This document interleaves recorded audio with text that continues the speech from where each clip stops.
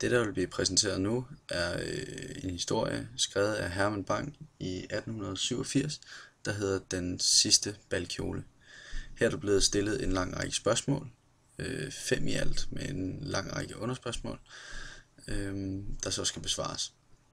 Det første spørgsmål går ud på, at man skal undersøge noget af Herman Bangs baggrund. Her er der blevet besvaret, hvornår han blev født, for eksempel, så man er blevet i 20. i 4. 1857 og døde så den 29. 1. 1912. Hans far var præst, som var i et lidt troende samfund. Han blev student i 1875 på Sorø Akademi, så student blev han også, udover mange andre ting han jo også blev. Han forsøgte at blive skuespiller, det gik så ikke, men han havde stort held som journalist. Derudover så fandt han lidt sin egen stil i de litterære tekster, han så endte med at skrive. Det er en lidt mere det er lidt mere en impressionistisk stil, som ikke tillader lange beskrivelser og psykologiske forklaringer. Han startede med at skrive i 1878, hvilket er 9 år før Den sidste balkjole, og han skrev så sit sidste værk i 1910, som altså ikke var så mange år før han døde, kun 2. Der er lavet en lang række filmatiseringer af hans værker, og nogle af dem kan ovenikøbet ses i digitaliseret udgave. Dette leder os videre til andet spørgsmål, som går på, at man skal ligesom vise, hvordan at det første afsnit fra linje 1 til linje 14 er en gengivelse af en tale, hvordan man kan se det ud fra både prikker og tankestreger, og hvordan man ligesom ellers kan se, at det er en samtale. Det kan ses på, at der er sådan meget direkte tale. Der er mange ting, der tegner på, at det virker som sådan en samtale mellem mennesker. I den måde, at både tankestregerne bliver brugt, at der er de her pauser, der ligesom får en til at føle, at man ligesom har en samtale, og punktummer og generelle prikker og tegn, den generelle tegnsætning. Denne omtalte samtale, den går mellem Anthony, Emma og deres mor, og de snakker generelt mange ting angående det valg, der skal til at ske. Både om de måske skal danse, hvad for nogle melodier de skal høre, og om der sker sådan nogle festleje, sådan nogle underholdninger, hvad der ellers skal ske. Nu er vi så kommet til tredje spørgsmål, hvor der er stillet nogle spørgsmål til næste afsnit, som går fra linje 16 til linje 64. Og det første, det er, at man skal finde nogle substantiver, og beskrive, hvilke semantiske områder de ligesom tilhører, hvilke fællestræk de har. Derudover skal man så karakterisere familien med udgangspunkt i de her semantiske områder, og hvad forfatteren så ligesom opnår ved at vælge lige præcis de her semantiske områder. Nogle eksempler på, hvilke substantiver der optræder, så er det rigtig meget sådan noget som foråret, kirsebærtræer, plænen, vinter, efterår, alle mulige sådan naturprægede ting. Der er meget med årstiderne, og der er meget med planter og blomster og bær og sådan nogle ting. Så det er en del af de substantiver, der optræder, de er alle sammen ligesom indholdt i det semantiske område, der kan kaldes bare natur generelt. Og hvis man skal karakterisere familien ud fra det her, så også ud fra det generelle afsnit, så virker det som om de er i sådan en god harmoni med naturen. Men de beskriver dem lidt, hvordan de er ude og plukke bær, og hvordan de lever sådan meget idyllisk. Det leder lidt ind til næste spørgsmål med, hvad forfatteren så opnår ved at vælge lige præcis det her semantiske område. Og de opnår ligesom eller forfatteren opnår hos modtageren en form for størst mulig opnåelig idyll.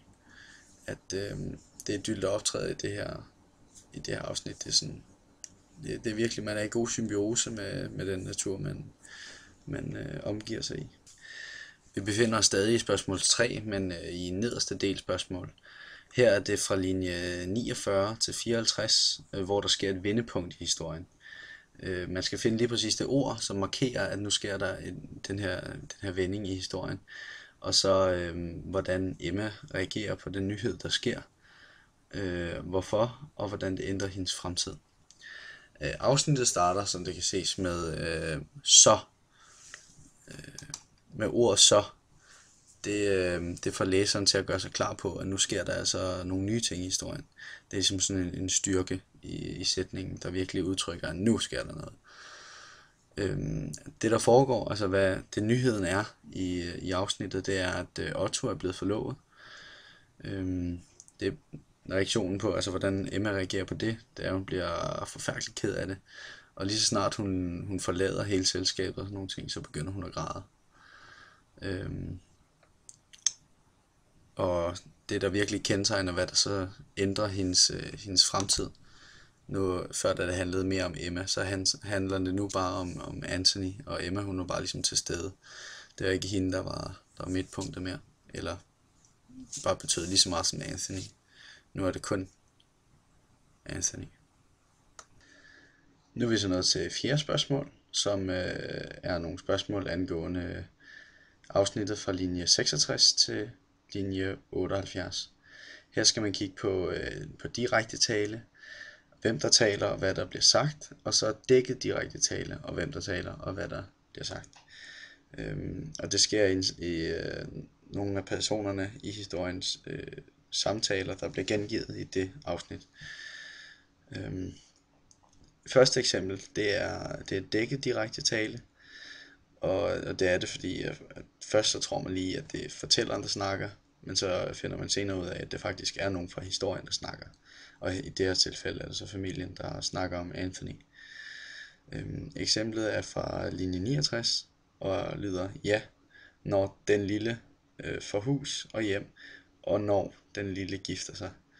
I starten tror man lige, at det er fortælleren, der snakker, men det er i virkeligheden familien, der snakker om Anthony. Et eksempel på, hvor der så er den direkte tale, altså ikke dækket, det er på linje 75, hvor der bliver sagt: nej, altid bo der ville hun ikke.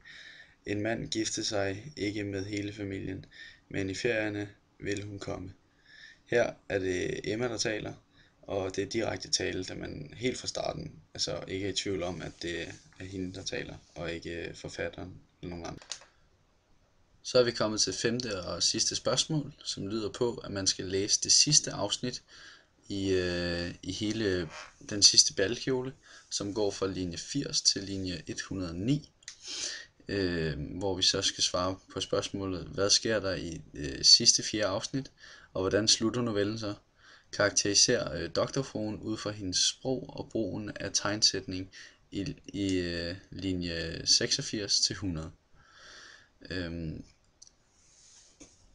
Her der sker det, at doktorfruen kommer ind i huset, hvor Anthony, Emma og deres mor står, og doktorfruen begynder så bare at snakke om alt muligt andet end lige ballet. Hun snakker om, hvem der har købt en fornem hestevogn, og snakker bare om alt muligt, sådan small talk. Hun tager sig selv i det, og spørger sådan ironisk ud i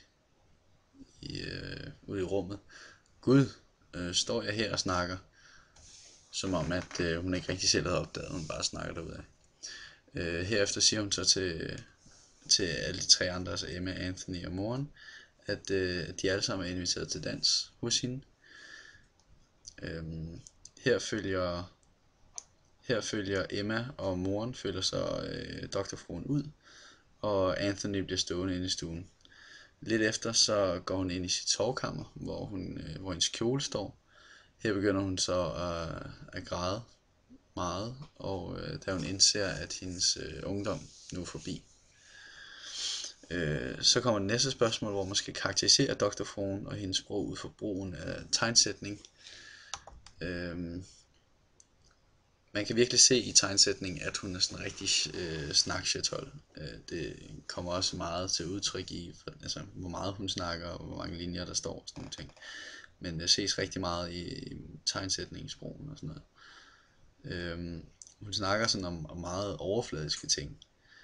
Hun går aldrig rigtig i dybden og snakker om noget, der egentlig har nogen substans. Det er meget det overfladiske sludder, som piger har. Nogen har. Hun forholder sig i overklassen. Hun er sådan meget interesseret i penge og sådan mere økonomiske, kapitalistiske ting. Og ja, sådan generelt en meget snobbet person. Så det var så besvarelsen på mine 5 spørgsmål.